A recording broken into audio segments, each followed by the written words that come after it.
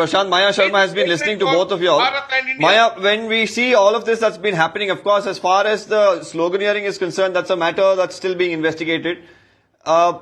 Next comes the statement by Mr. B.K. Hariprasad. When all of this happens, do you feel that it gives the opposition that much more strength to really take up these issues, attack the government? I really feel this entire thing is a ridiculous storm in a teacup.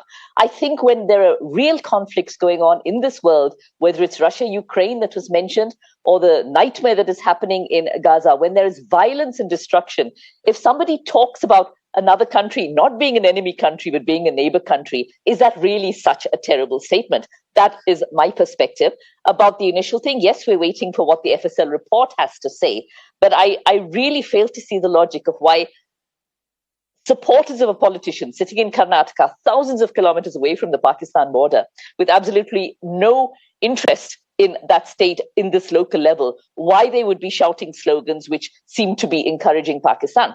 That set aside, I just think it's just the entire issue, the very fact that it's been raised in the assembly, that it's being discussed like that, being discussed with rather unparliamentary language also, that this whole thing has just gone out of hand. It is just politics. I think that really politicians, instead of talking about hate so much, instead of talking about enemy nations and enemy states, let's just calm things down. Let's just dial things down. There's enough violence going on in the world, enough conflict going on in the world. I know this may be an idealistic point of view, but I really think all this rhetoric about enemy nations and hatred and that famous word anti-national is just being flung around too easily for the sake of politics. I think even the people raising it know it is a trivial issue, it is a non-issue, and that politicians talking about this are really not doing any favors to the people who elected them and sent them into the assembly.